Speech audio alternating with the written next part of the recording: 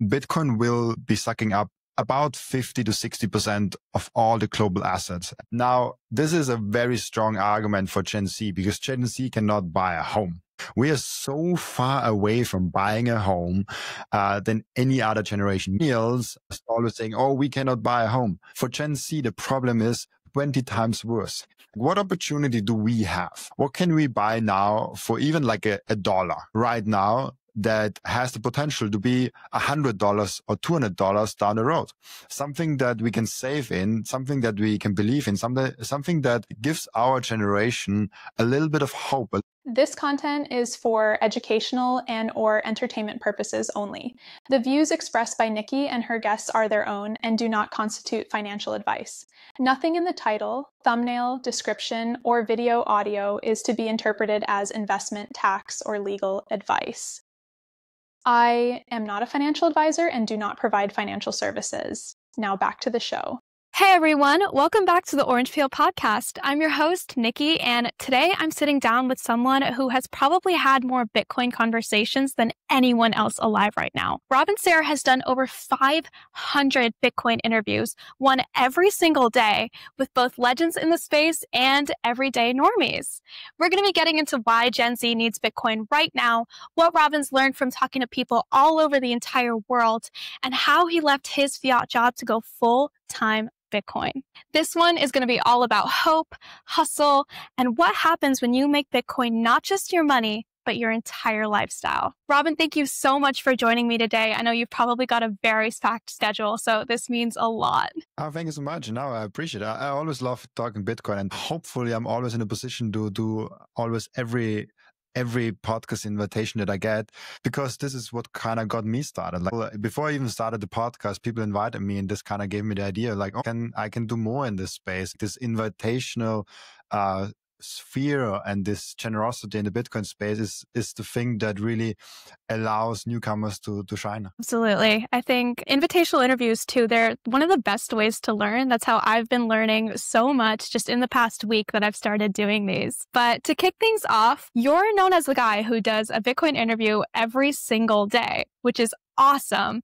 So how and why did you start this grind? It was more accidental than a plan that I had. Maybe as you maybe also started, you started last week with that, you said. I've been pushing out episodes for about 3 weeks now, but interviews have started last week. Awesome, and congrats. That's Thank really you. cool. And I started putting out content on Twitter before. I even did TikToks. I did like short form on Twitter. I did all kinds of things that I was like, hey, let's figure out what kind of style of video I want to make. And after a year, I needed 1 year to figure out what kind of content I want to make. I discovered like, hey, I can just invite the people that I already know on an online Google Meet, Zoom call, whatever, and just record it. And yeah, now I also use Riverside as you do, but nothing else really changed. I just invite people to speak and have a conversation. And this conversation I put on the internet, and it got so popular that I just got it more and more. I just wanted to do it more and more, and then it got to be a whole thing. And now I do it daily. So the daily thing went more accidental into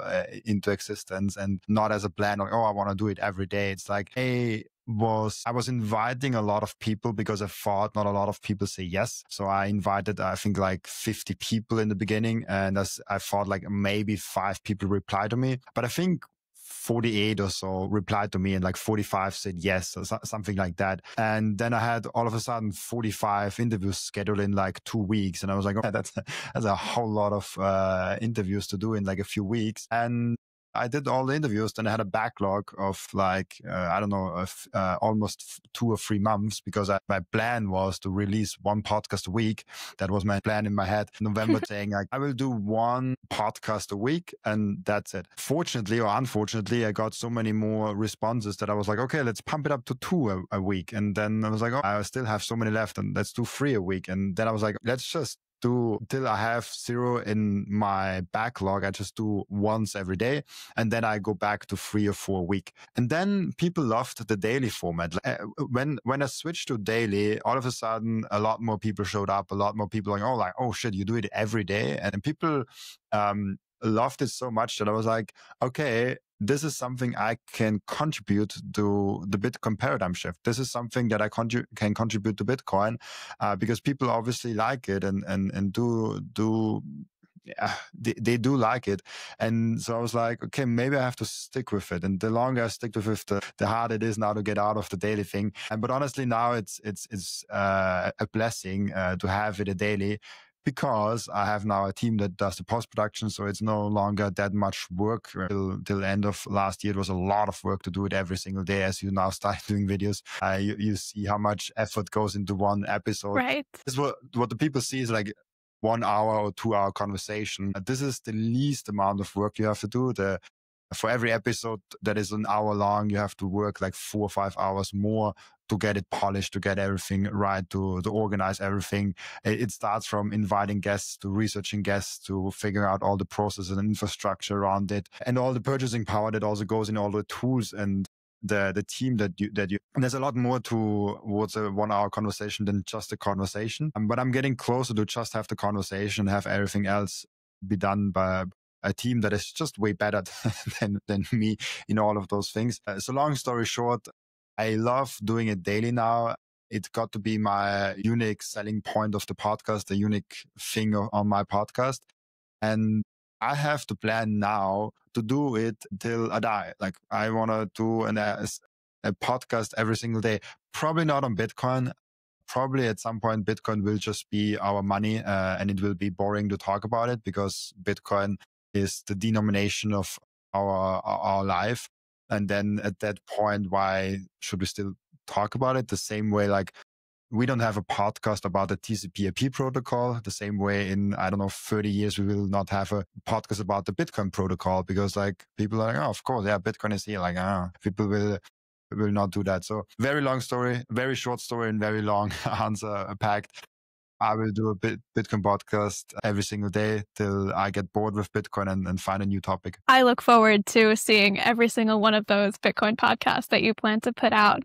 But with this Bitcoin paradigm shift that, you've been talking to people about, was there one conversation or one interview that you did that just maybe wrecked the way that you thought about Bitcoin completely? Yeah, this was very early on, Jeff Booth. I think he's one that really...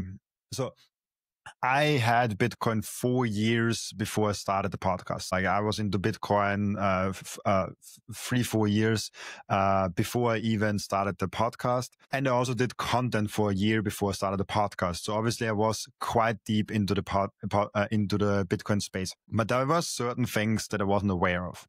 The main thing is how to store Bitcoin. This is something that I was very lazy to learn actually before I started the podcast. And then all my podcast guests came up and like pushed me towards more and more a sovereignty mindset. So I had self-custody from day one since I had Bitcoin, but my self-custody setup wasn't as good as it should be. So improving my self-custody setup, getting the UTXO management clean, getting everything done in that way. I think that's probably for me individually, the biggest learning that I had with the podcast, because I already knew before I started the podcast that Bitcoin was a big deal. That's kind of why I started the podcast. And then the other thing that changed is how fundamental Bitcoin really is. Before I thought Bitcoin is a very, very great asset and maybe it has an opportunity to be some kind of money. But I didn't thought about Bitcoin as a foundational invention. I thought more about an asset or a product innovation. Foundational innovations for me are the printing press, the wheel, fire, like things that are very foundational that will change on a foundational layer. The wheel is a very old invention and we still use it every single day, like cars, train, everything runs on the wheel. And the similar thing I see with Bitcoin, where once we found Bitcoin, everything we knew before about money has to be thrown out and put in a new context. And that's why I love, I just guessed, but you also probably Gen Z, having this money for our new generation, can be really, really powerful, because now as Gen Z, I'm one of the oldest Gen Zs. Like I'm like right at, I think till 1997, you're Gen Z and I'm 1998. So I'm one of the older Gen Zs. And I think our generation still grew up with fiat. We still have fiat denomination pocket money from our parents. We still have fiat denomination our first jobs, in our first internships, and then our first real jobs. Maybe we founded a company, there we have to deal with fiat. So we will be kind of the first hybrid generation where we can be almost Bitcoin native and almost Bitcoin only most of our lives, because now we are like 20 years old. And in 20 years, we will be still 40, so super young still, with 40 years old. Then we will still have, depends on how medical things develop, probably 50, 60, maybe 70 years ahead of us. So we will have a lot of time. And Bitcoin came from like zero to the United States of America president talking about it in 16 years. Imagine what can happen in the next 20 years, going from a $0 asset to a $2 trillion asset within just 16 years. This is a huge development. Having this foundational shift in just 16 years shows us that the next steep curve that will come in the next 20 years will be even bigger. So the point I was making is Gen Z is one of the native Bitcoin generation, because the real financial life, in my opinion, starts with 25, 30, 35, when you actually get either a company or a big job, or you provide for your family. Then you have husband or wife, and you have a family with like 1, 2, 3 kids. And all of a sudden, maybe you have a home, and like the financial life really, like the responsibility starts and all that. And when you look at how money is distributed, Gen Z has no money. The boomers have the money. So the financial life really starts later on, when you see where the real money is. And then it gets even funnier when we look at the Gen Y and the previous generations to Gen Z. What are they going to do? Or like the generation, I really hate calling this generation like that, but generation beta, the new generation that is, I think, right now born. I would love to rename them in Generation Bitcoin, Generation B. Like that would be great, because they are actually having a chance of never having to touch fiat. If today in 2025 a baby is born, this baby probably doesn't have to touch money the next 15 years. Like till 15, we don't really touch money that much. Our parents touch money for us. Maybe you have some pocket money. Maybe you get an ice cream with like 12 years old and go there. Let's say till 15, like you're pretty, you don't have to deal with money that much.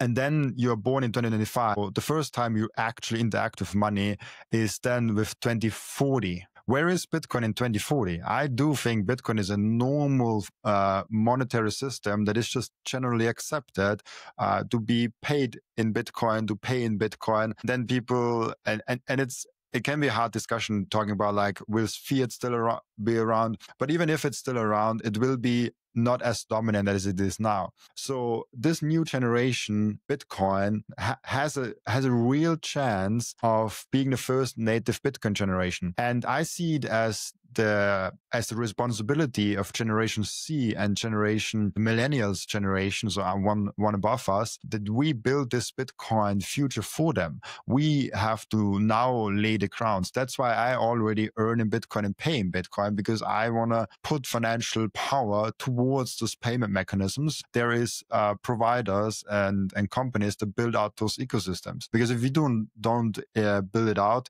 the next generation cannot benefit from it. So this is something, I think I went on a little tangent here, but I think this is one major thing I learned is this invention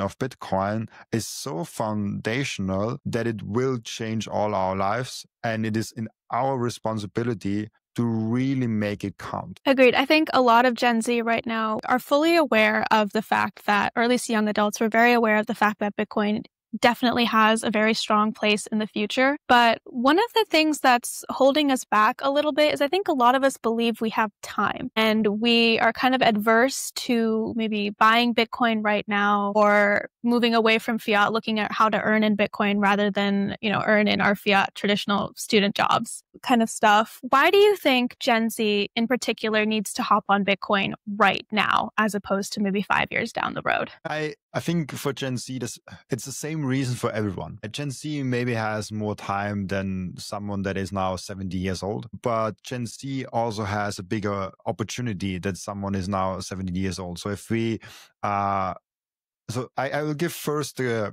argument why anyone should pay attention to Bitcoin right now, and then maybe we can break it down for Gen Z specifically. Because for me, when we look at Bitcoin, you have to first ask yourself, okay, why does Bitcoin even make sense? And I encourage everyone to at least study it, to at least look in and saying like, okay, if this is so foundational, then as Robin says, or as someone else in the Bitcoin sphere says, like Michael Saylor, Jeff Boover, all of those people, or Natalie Prunell, then we have to look at if they are right, what can happen to Bitcoin? If they are right, so if we are right as Bitcoiners, Bitcoin will be sucking up about 50 to 60% of all the global assets, as it is the standard money of our lifetime. This is a little bit like sitting in the desert and saying, hey, I'll buy all of that land out there for free blueberries. And those free blueberries are later Las Vegas. And this is what happened to a lot of boomers, a lot of baby boomers that said like, hey, I have that asset, I have that real estate, and I got it inherit, or I bought it, as the meme goes, I bought it for free blueberries. And then later in life, for 20, 30 years later, I sold it for 20 million. Or I didn't even sell it. Like I just borrowed against it and I got like millions from that. And the same chance is now here with Bitcoin. Now, this is a very strong argument for Gen Z because Gen Z cannot buy a home. We are so far away from buying a home than any other generation. Millennials are always saying, oh, we cannot buy a home. For Gen Z, the problem is 20 times worse. We are so further away from buying a home than for the millennials. I think I don't know a single Gen Z person that owns a home. Like in my personal life, there's probably like a lot of Gen Zs out there that own a home, but I don't know any Gen Z person. Do you? Like, there is no Gen Z person in my personal life. If you know someone in Gen Z, I know nobody. Exactly. And how many boomers, baby boomers, or maybe even millennials do you know that own a home? Like a lot more. Of course, they're also older, but it just gets harder and harder to actually own a home. What opportunity do we have? What can we buy now for even like a $1 right now that has the potential to be $100 or $200 down the road? Something that we can save in, something that we can believe in, something that gives our generation a little bit of hope, a little bit of let's see if we can also achieve something. And the funny thing is, this Bitcoin thing will actually make house prices come down drastically. So if you want to have a home with, let's say 40 years old, when you build a family with 5 kids and have a husband or a wife, you have to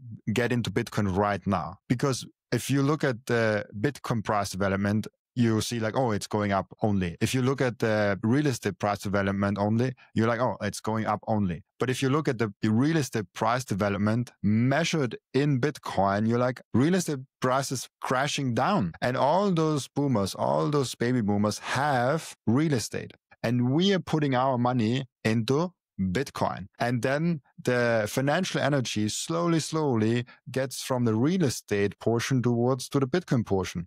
So you have the beautiful balancing act of your Bitcoin stack keeps getting more and more, not only in nominal terms, but also in purchasing power. And then the real estate that you don't hold because you want to hold the Bitcoin, but the real estate that someone else, another generation holds, gets less and less and less. And so this is very especially important for younger generations. So like everyone is under 30 years old, very, very important, but also for older people. If you are 70 years old and you have 20 homes or like 20 real estate properties, you should look at either financing them to get into Bitcoin or just sell them and get into Bitcoin.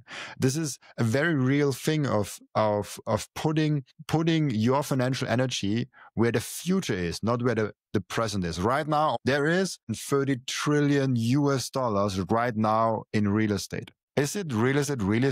Like it's huge. Bitcoin is 2 trillion. It's if Bitcoin comes to the same market capitalization than real estate, it's 150x from here. And of course, there will always be value in real estate. Like a house will always have some kind of price, but a house should not cost so much. Why does a house cost so much? Like, have you ever thought about why home prices go up? Because if you really think about it, you buy a home in 2020. This home is very newly built, is renovated, all the new shit is in there. In 2030, the same home is worth 5x more. But the home slowly gets rusty. It's no longer modern. The grass is longer. Like all the things that is wrong with houses already get into. So you have 2020 and 2030. 2020, a house is worth, let's say, $1 million. And in 2030, the pure value of like just seeing objectively the house is completely deteriorated. Everything is worse than in 2020, but it's worth $5 million. Why? Because we print a bunch of money and people store their wealth in houses. There is a lot of people that just buy an apartment for savings technology, for storing money. They don't even live in there. They don't even let someone else live in there because they don't need the income of the rent. And this is something else. There's a lot of political movement of saying like, oh, we need to rent control. Oh, like housing gets so expensive. How do we fix that? Bitcoin. If people don't save the money in real estate, but save the money in Bitcoin, we no longer have people that just save in real estate. So people actually are forced to make revenue with the real estate because the value appreciation no longer pays for that property. So you have a situation where people have to rent out their real estate or sell it. And then there's a lot more real estate coming on the market. What happens if a supply of something gets more and the demand stays the same? Because like the demand for housing is always the same. Like everyone wants to live somewhere. That's the demand for housing. If the supply gets more, what happens? The prices drop. So, and that's what we already see in the last 10 years measured in Bitcoin. Real estate is crashing down. And the interesting thing here is if you now are a Gen Z that is 20, 25, or even a guy that is 50 years old, your best chance of owning a home or owning a whole street of homes, of buying your family 10 houses in 20 years is Bitcoin. Work really hard, provide value for society, put in the proof of work, and everything that comes from that, from the fruits of this labor, put the fruits in the Bitcoin basket. That's the best basket. Everyone always says like, oh, I don't want to put all my eggs in one basket. But do you want to put an egg in? If you have 2 cruise ships and the one is the proven one, it is a steel, it's perfect, it's amazing, and the other one has gone down and it's the Titanic and it's really bad. Why would you put one of your kids on the Titanic and one of the kids on the good ship? Put both of your kids into the good ship. Like let's keep all of our eggs in the good basket and survive. So I don't know why I went on this tangent, but my main point always is, like the why Gen Z needs to pay attention to Bitcoin. And basically everyone has to pay attention to Bitcoin. But Gen Z has a very special opportunity right now because we now, Gen Z, we slowly come to the market of workers now. We slowly start, like Gen Z is, I think, from 15, 16, 17 years old to like 27, something like that. Just about that range. So there are some that are still in school. There are some that just got started with the first internship. And then there are some that are already starting working. And there are some maybe that already started their own companies. And we always have those targets of like, oh, like you should get to 0.1 Bitcoin. You should get to 1 Bitcoin. For someone that is right now in Gen Z, if you can somehow have a Saturday job or have a side hustle or have something, so you get to 0.1 Bitcoin, you will be a freaking, how should I say that? You will be one of those very old rich boomers that you see running around with a Ferrari when they are 70 years old, because they have no clue where to even put that whole money. You have 50, 60 years, 80 years, maybe even in front of you. When you are retiring with like 70, 80, 90 years old, you will have so much freaking money, you won't believe it. And this is something hard to believe. And I don't like this whole price predictions and things like that. But this is the easiest way for people to actually make it clear of what happens when you accept Bitcoin as a store of value. We can also talk about the media exchange side of things when you actually accept it as money. But this is always this is the superpower that you have in this Bitcoin paradigm shift, in this Bitcoin revolution. Just adopt it and work really hard. If you're now like 23 years old and you have, with 23 years old, you have so much energy. And I still I work so much and I have so much energy. I know from when I talk with my older cousins that are like 35 years old, or maybe when I talk with my uncles that are like 40, 50 or 60 years old, that energy that you have now, this pristine physical and mental energy, use it as much as you can. Because if you now can put in the work effort to build the foundation when you're like 30, 40 years old, this will pay all your life. And so really take this message of like getting to 0.1 Bitcoin and take it to an extreme. 0.1 Bitcoin is now 10 grand. Everyone that lives, and you live in the US, everyone that lives in the US, this is possible super easy. And if someone is now listening from Nigeria or from India, that's a whole nother game. Getting to $10,000 is way easier in the US, obviously, as it is in other countries. We have to, because it's English speaking, this podcast can come up in all different kinds of countries. So this is my main thing. Get to this point as quickly as possible, and then don't stop. People always like, oh, like 0.1 Bitcoin is nothing. Yeah. If you had 0.1 Bitcoin, get to 0.2. Like don't stop at that numbers, and just keep going, keep grinding, keep hustling, because it really pays off with 30, 40, 50. I cannot speak from experience, as I'm myself just 26 years old. I'm myself just a kid. I'm just I'm a newborn baby in some regards. So really get to those numbers as quickly as humanly possible. You will thank me if you're 60 years old. Write me an email with 60 years old and either tell me I should go to hell, or you will thank me because I changed your life. Wow. I'm gonna put that in my calendar. When I'm 60 years old, I'm gonna be sending you an email 100%. I'm looking forward to it. So 40 years down the line, which it brings me to this question. Bitcoin, obviously, as you framed it, is even having 0.1% of a Bitcoin puts us in that old, more rich, very wealthy category, right? Which I'm sure a lot of us dream about. But how do we make Bitcoin feel less intimidating, less like maybe boomer finance, and more like something that is easily adopted by our generation? It's a real thing. I don't know how your statistics on the YouTube look like, but when I look at my statistics, you are very rare. How old are you? I'm 20. Yeah, you're super rare.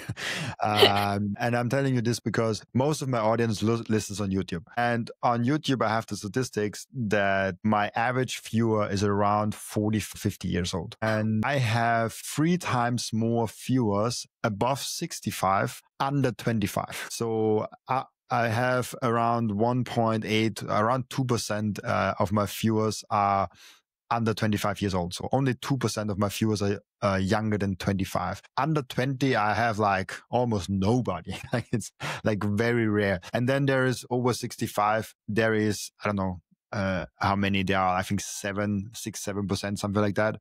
And if you look at that, scale of where people are. And there's one small kind of caveat to that.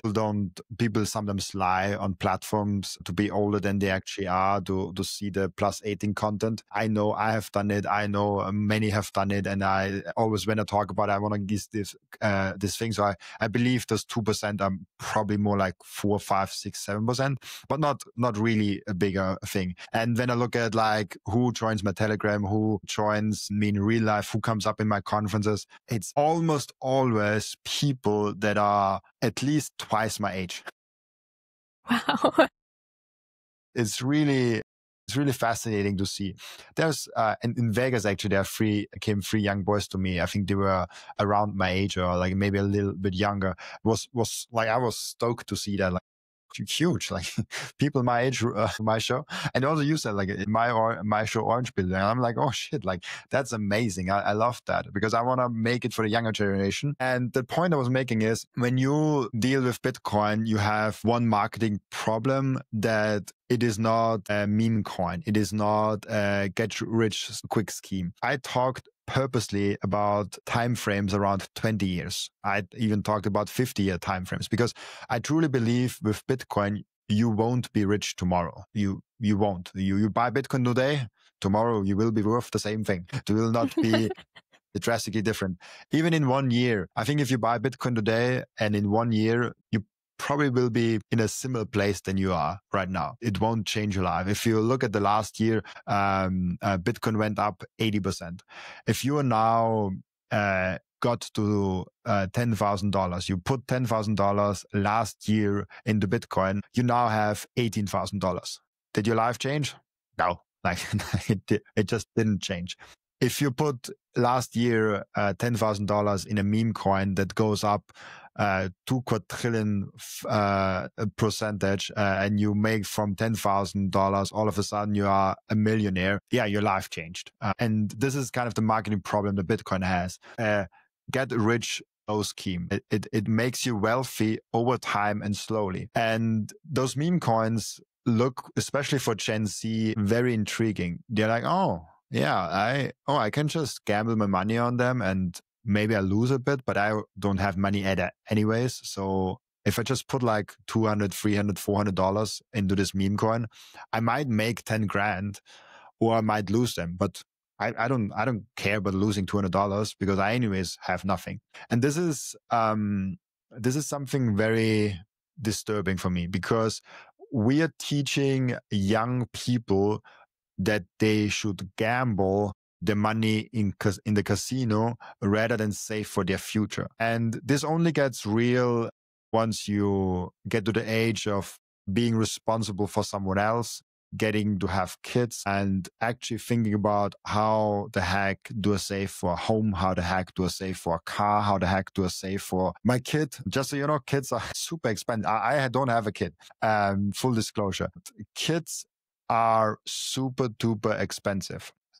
Having all those responsibilities down the road forces you to make a lot of money and great decisions. And all of a sudden, the people that are in the age of like 30, 35, 45, they are dealing with like kids and all of those things. They no longer gamble. They no longer say, oh, let's put everything on black. Let's put everything in Dogecoin. That's no longer an option. Why? Because they are now not gambling with a little bit of money. They are gambling with their family's future. And if this is the case, you take things more serious. You research, you dive deeper. And in Bitcoin, you have to research and dive deeper. You don't understand Bitcoin on the first day you found it out. You understand Bitcoin a year later, 4 months later if you're fast, 3 years later if you're slow like me. I needed 4 years. And this gets me to this point of why Gen Z is not interested in Bitcoin. Because most of them, if you are 20 or 18 years old or 23, you don't have the responsibility. Chances are your parents still pay most of your shit. Chances are you might not even have to pay rent because you maybe live with them, or they have an apartment because they are boomers and they have an apartment free that nobody lived in and now they can give it to you. And you haven't dealt with financial responsibility.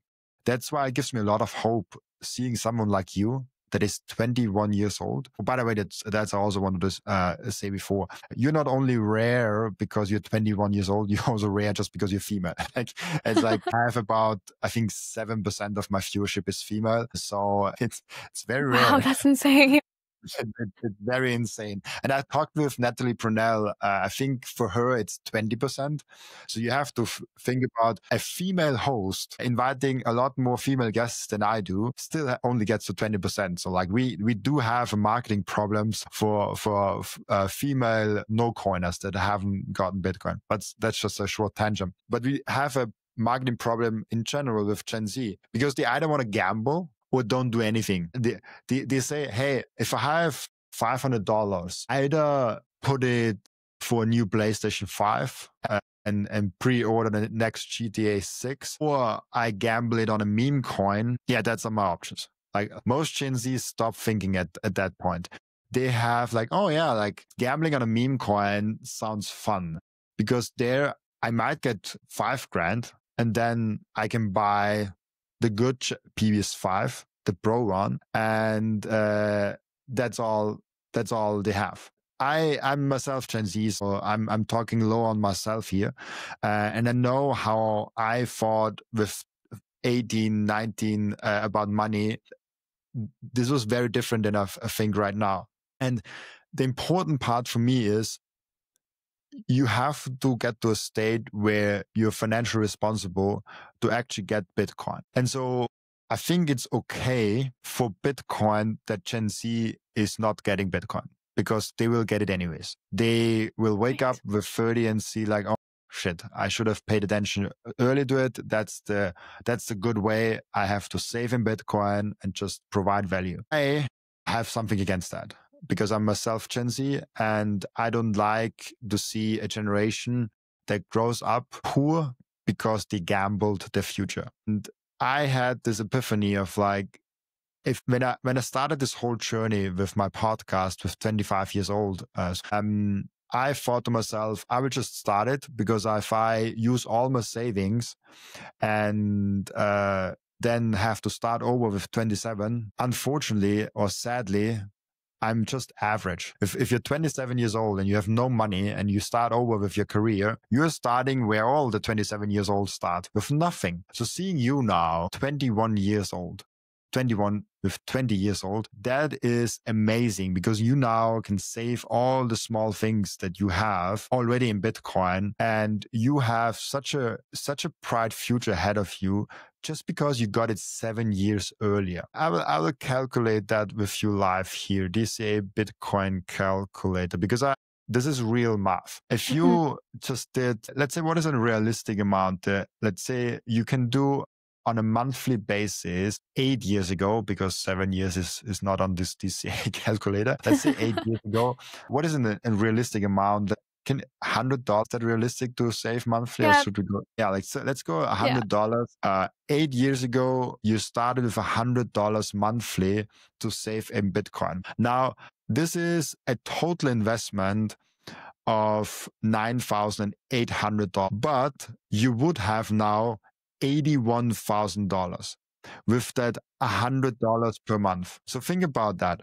You start your life with 20 years old and you save just $100 every single month, which isn't a big thing. Like, I know 20-year-olds that drop $100 when they're going out for one night, just because it's fun. Don't go out, like skip one Friday where you don't go out and put that money into Bitcoin. You will have, we talked about before getting to 0.1 Bitcoin. With that strategy over the last 8 years, you would have now 0.7 Bitcoin. You would have 7 times more than I said before. So if you now go ahead and say, okay, I have this podcast and I save every month a little bit in Bitcoin, girl, you have a huge future in front of you.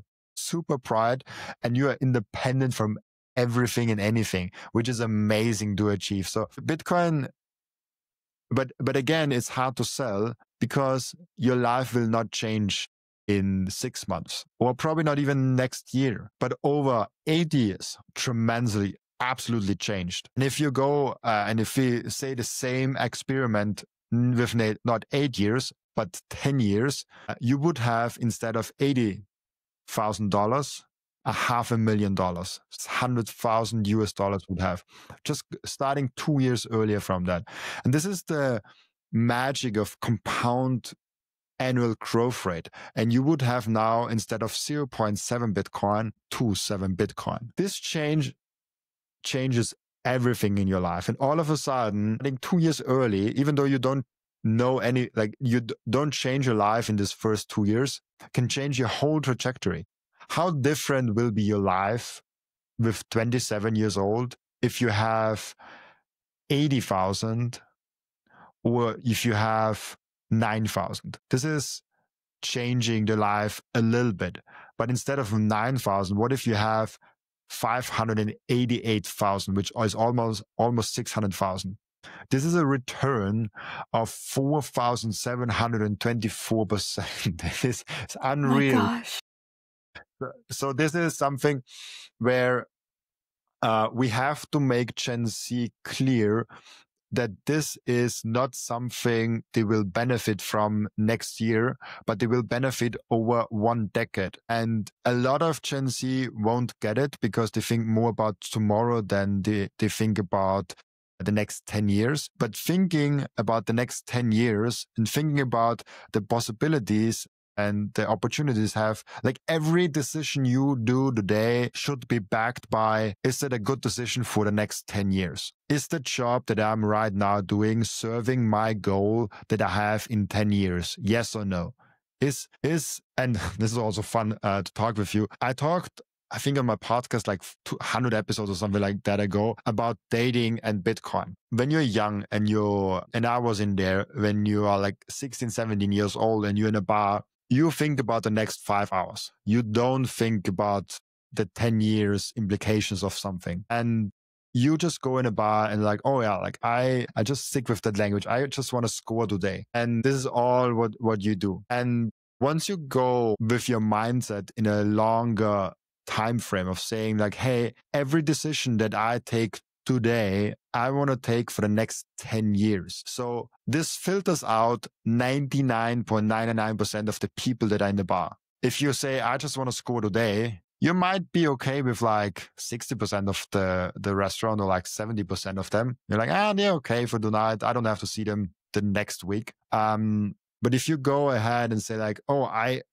only talk with someone if I could imagine being with them the next 10 years. And honestly, with dating, you should expand your time frame to like your life. Like if you have 80 years, you should like, can I imagine this with like 80 years?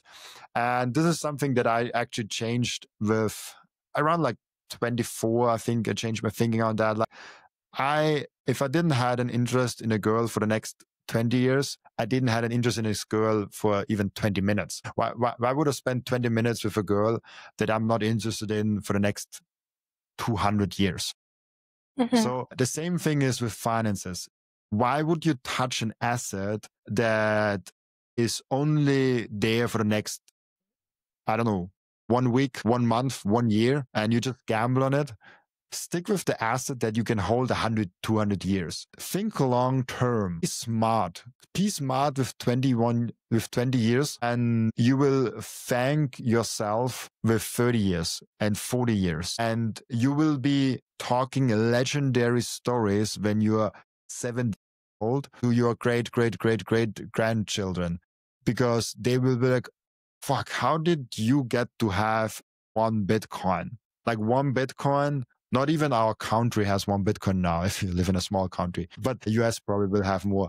But this is the point I'm trying to make here very long. You have to catch the opportunity of Bitcoin as soon as humanly possible. Otherwise, you will always be in this loop of thinking short term. The same with dating. I think Gen Z maybe relates to that more than with financial terms. If you always think about just a night, you have a great night, then after a week, you're like, oh shit, like we're not compatible. There's nothing, like I cannot even have a 1 hour conversation with this person. then you're like, okay, dump him, dump her. And then you repeat this mistake all over again. Because you always think short term. You never stick with anyone. And at some point you will wake up with 35 and see like, oh shit, I'm lonely.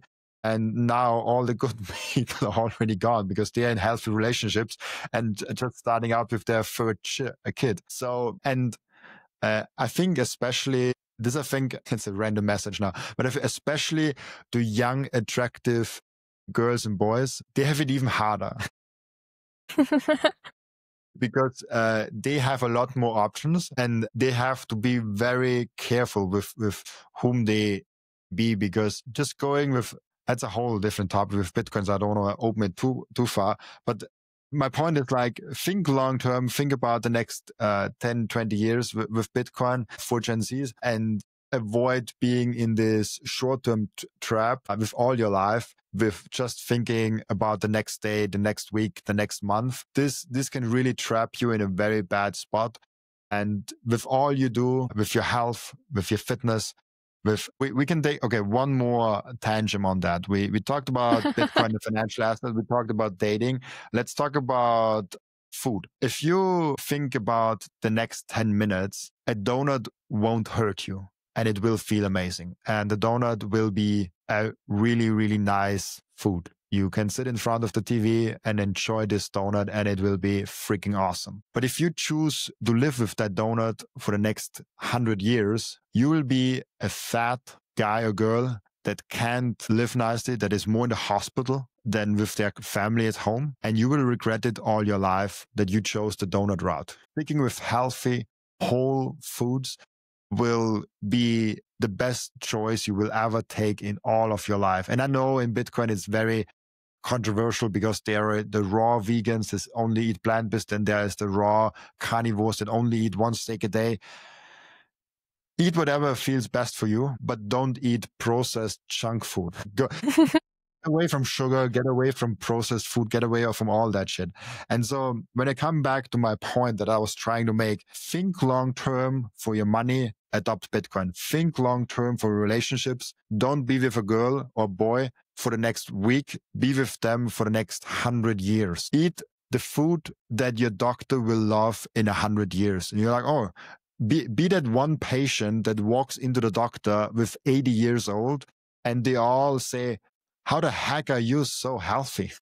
Be that one patient that will be studied when you are 100 years old because your lungs are as clean as they possibly can be. Arteries are as open as they possibly can be. And all those, I'm not a doctor, so I have no clue about that shit. But all those things, so be that one example. And if you nail health, relationship, and finance, man, you are up for a ride. You will be able to do whatever you dream to do. And then it's just about being mindful about not hustling too much, but being also mindful about hustling enough. I see 25-year-olds that I would recommend taking more breaks, going out in nature and taking 1 or 2 days off here and there. And then I see people with 25 years old that I feel like, man, you have to start doing something. Like you're just sleeping all your life. Maybe the fourth pillar, if we put in a framework of 4 pillars for the best life you can possibly have for a Gen Z person, the main one for finance is Bitcoin. The main one for relationships, think long term. The main one for health, eat things where the doctors will study you in 100 years time. And the last one is proof of work. Put in the proof of work that you can show your great grandkids of like, hey, I'm proud of what I've done here.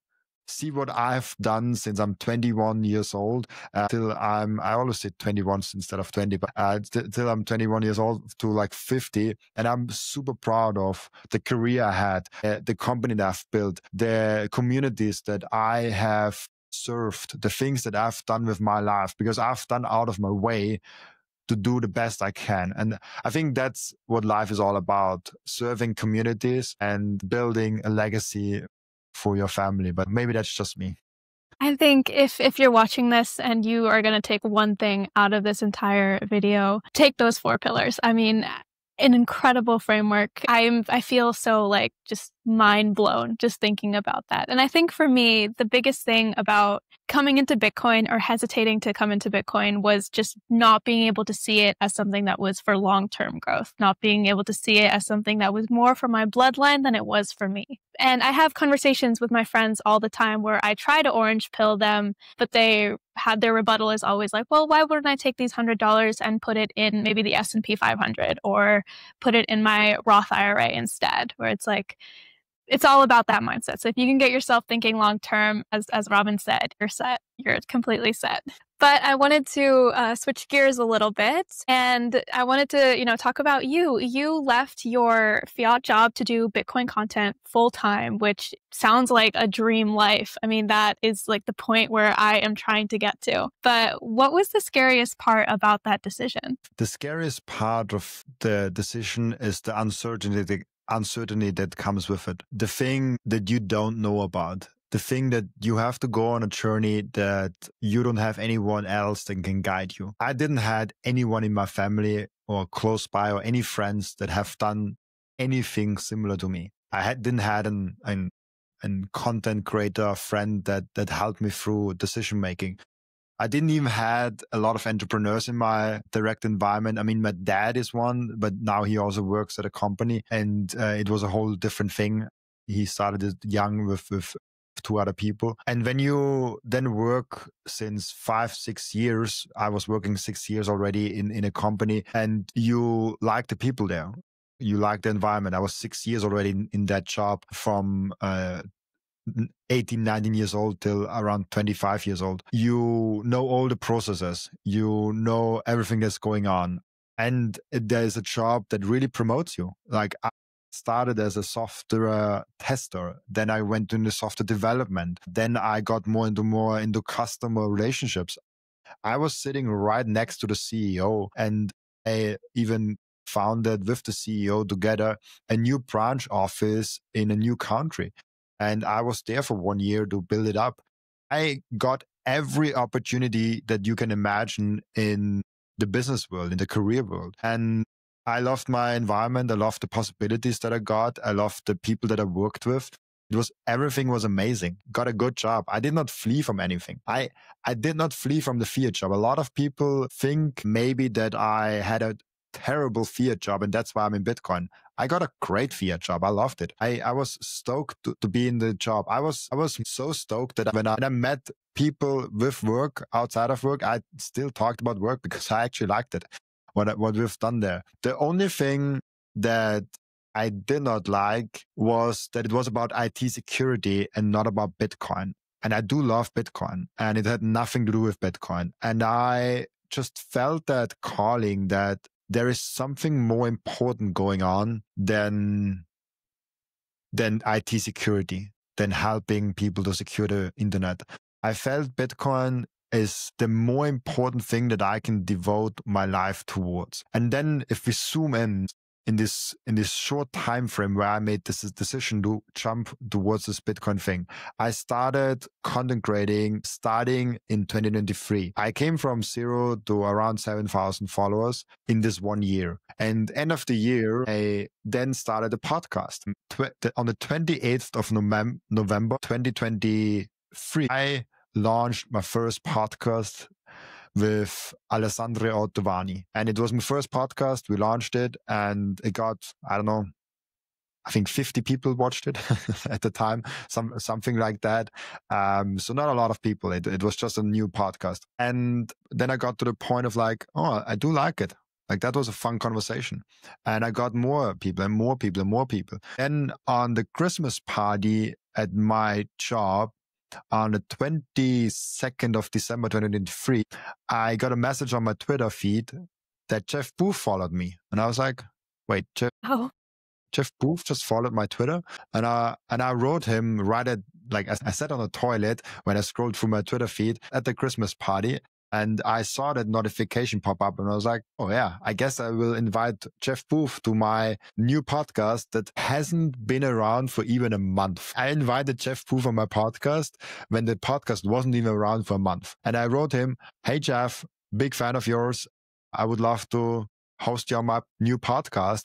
Would you love to join me? Like literally, that was the message. Like that was like very short. I did not try to sell him on my podcast because there was nothing to sell him on. It was just a very small podcast that was just getting started. And he wrote, of course, write me on this email. And I was like, fuck, how the heck does Jeff Booth want to be on my podcast? And then at this point, by the way, I haven't earned one single euro, one single Satoshi, one single whatever with anything I've done. I've created content every single day on Twitter and 1 to 3 hours every single day on Twitter, all of 2023, and started the whole new podcast, everything for free. I didn't get anything for that for a whole year.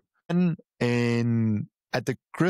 on Christmas Eve, I got the message from Twitter that I can apply for monetization. And I was stoked. Like, I loved it. I told all my family. I told everyone. I came to my girlfriend and said, like, I will be rich.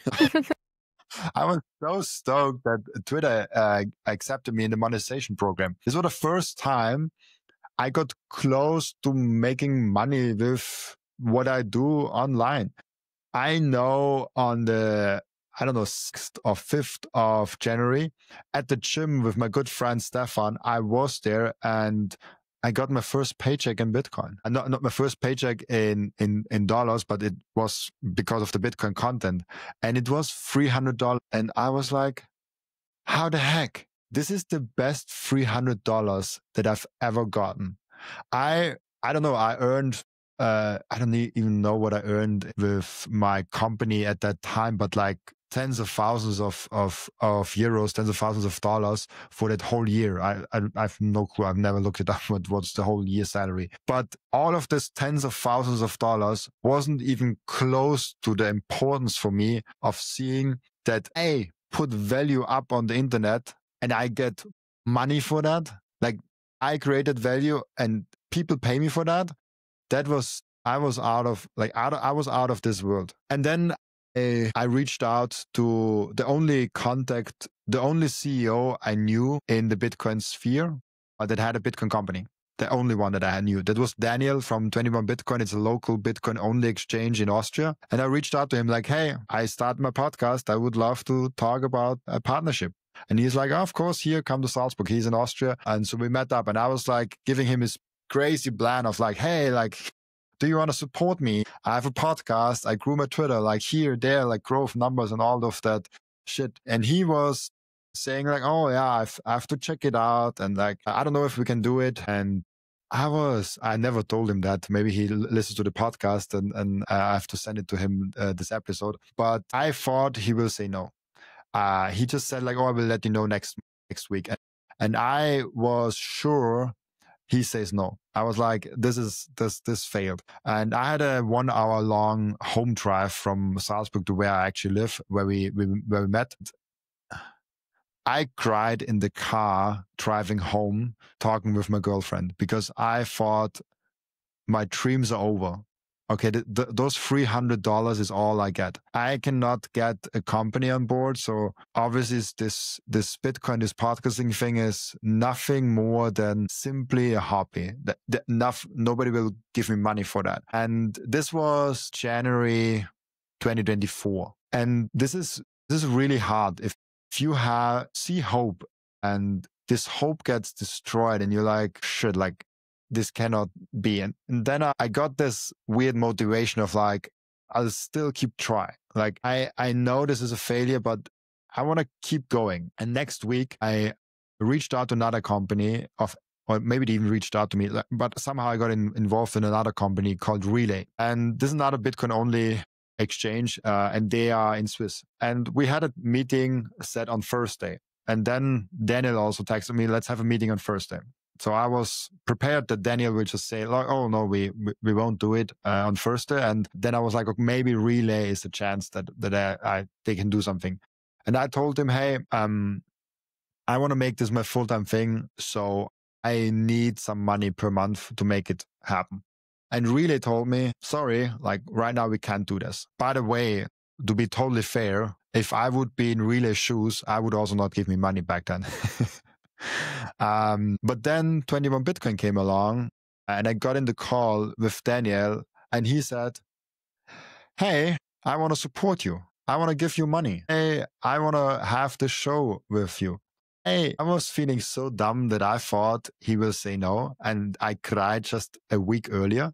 And I went down, like I hugged my girlfriend, like we celebrated, like all, like this was something like I had this hope that it was possible. Like, oh, fuck, I can quit my job and I can make this work, maybe. And then I think the real hardship, and I'm sorry for anyone that listens to this long story, the real hardship really began then for 2 weeks. Because as I told you before, there was this thing that I've done with the IT security company that I was there for 6 years. I love the people. It was, as weird as it sounds, my only constant in life at this point, like outside of my family. But I had probably 3 different girlfriends in those 6 years. I had all different kinds of sports and political engagement and different things, like so much change in those 6 years, but they were always there. They always had a salary coming to me every single month and supported my life. I never needed my parents. They were always there for me for 6 years. And this, just saying goodbye to that, was the hardest thing till now that I ever had to do. I had such hard nights dealing with that reality, dealing with what happens if this goes wrong. What happens if the sponsorship doesn't work out? What happens if this all just goes to zero? What happens if nobody really listens to my show? At that time, I didn't even have 1,000 subscribers. I was like at 500, 400 subscribers, something like that. I was very small still. It grew nicely, but still very small. And so many sleepless nights and so often that I cried so much.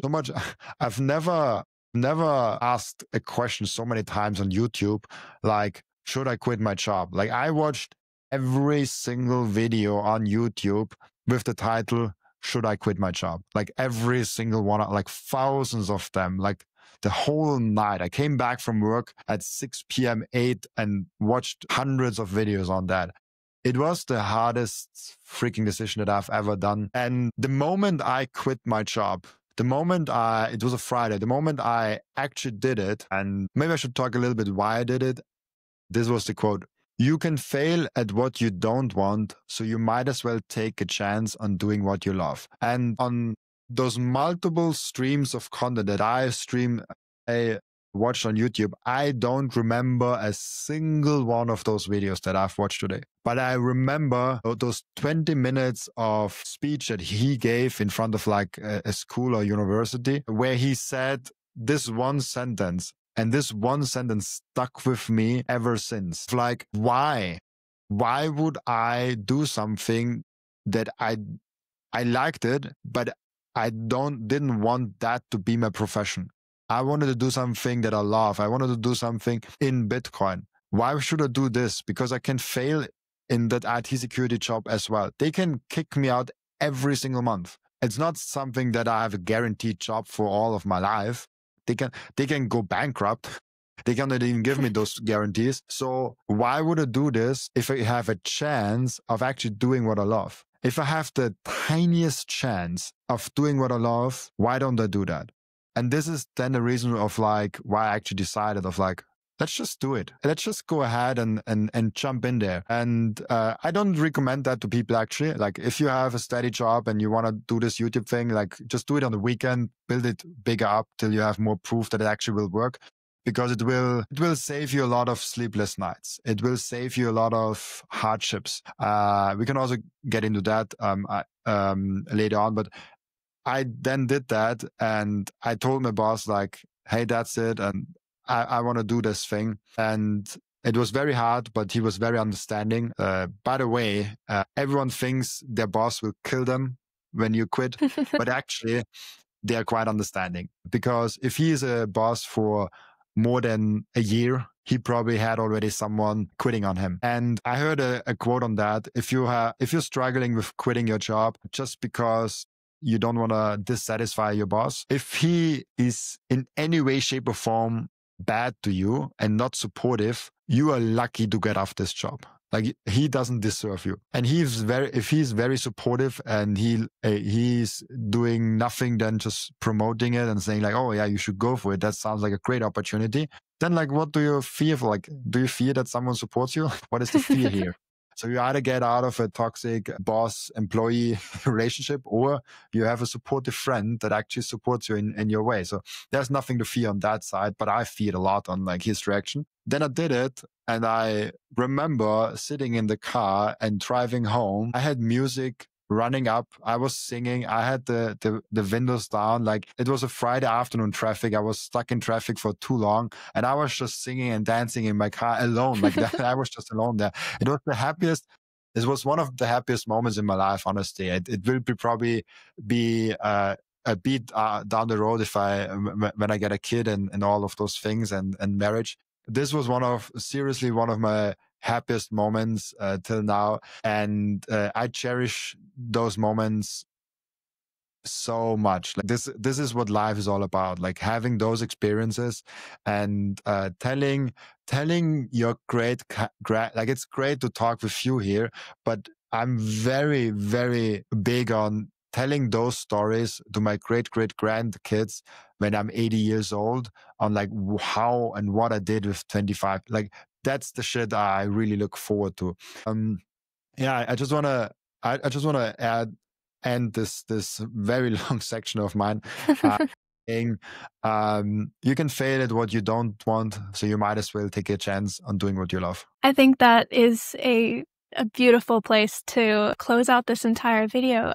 Uncertainty, taking chances. I'm really glad you took the chance. And if you're watching this and you have not checked out Robin's podcast yet, please do. It is such an incredible podcast. It's so engaging to listen to, and you get new content every single day. So how can you beat that? This was awesome. Thank you so much for being here.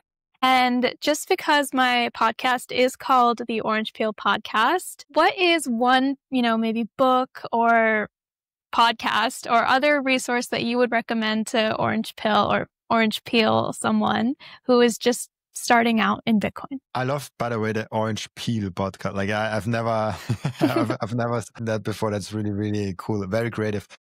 Thank you. It might be an unsatisfying answer, but it's different for the individual person. I got a call 2 weeks ago from my dad's buddy that called me saying like, hey, like I want to buy Bitcoin. Like, what do I do? And like, how can get educated? I can give him books and I can give him all these things, but he mostly needs someone that guides him through that. And then you can point him to maybe an exchange or a service provider, something like that takes care of him, because he doesn't have the time to educate himself completely. But I still would like to give someone a lot of resources to make him started. So I usually have in my phone like a list of links, podcast episodes, books and things ready to go to just send to people. So if someone is like interested in Bitcoin, I can just copy, paste it and put it on WhatsApp and just here you go, you have it. Check it out or don't check it out. It's on you. You have to educate yourself. Then with people that you really want to educate, you want to really orange peel them, but they really don't get it. I would say stay patient. People don't get it right away. People take a long time. I needed 3 years. I was the opinion that Bitcoin is a scam for over 3 years. So take your time with them. Be patient with them, and if they're open to being orange peeled, ask them questions like, "Oh, what is money? Like, what do you think is money? What do you already know about Bitcoin?" Be the listener more than you are the talker. Like see where they are in their journey, and depending on where they are in their journey of learning about Bitcoin, then give them some recommendations on a book, on something that you can think. Also, magical is always what has resonated with you, because you are an individual that has preferences and a mindset and your friends are most likely not that far away from your value and mindset set than someone else might be. So the way how you got Bitcoin might actually be the perfect way for other people also to get Bitcoin. If there's like a podcast episode that you saw, like, oh, that resonated me so hard, and that's how I really got orange pilled, give them this podcast episode, because chances are they are getting orange pilled by the same episode that you also got, because it had something in them. So if I had to give something, I do love Saifedean's book still. It's been around since 2018. Like nothing really has changed on the fundamentals in Bitcoin since 2010, 2008, 2009. And this is still a great book, but it can be intimidating. It can be also a bad first choice. It might not be the best first book for someone, but definitely make sure you give a person and content piece that fits for him. Some people don't like to listen to podcasts. Some people don't like to read books. Some people don't. They need other things. Maybe for Gen Z, maybe just keep sending them Bitcoin TikToks, like here one. And at some point they're like, oh, this sounds interesting. Maybe I actually pick up a book. So my very unsatisfying answer to your great question is, it depends on who you speak to, and make it fit for them. We have the great honor and we can be very grateful that there is a lot of different content pieces already out there, and there's a lot of different podcasts and books out there. There is so much knowledge to consume in Bitcoin, and I feel like every single time I learn something, I feel like I know it, and then I discover something completely new. And it's like, oh, you actually probably, I don't even know 5% of what Bitcoin is. But that's part of what is making this entire journey so much more fun. So thank you, Robin, for being here. Thank you for making that time out. I had an incredible conversation, and I hope you enjoyed your time on Orange Peel. Of course, I loved it. Thank you so much for inviting me. Of course. And if you want to follow Robin's work, I will insert links in the description, and I'll add a little banner up here as well. So if you're Gen Z listening to this, remember that Bitcoin is our future to build. Don't wait for the system to fix itself. Learn Bitcoin, take action, and find your place in this community. Until then, stay curious, stay skeptical, and stay orange-pilled. I'm Nikki, and I'll see you next week.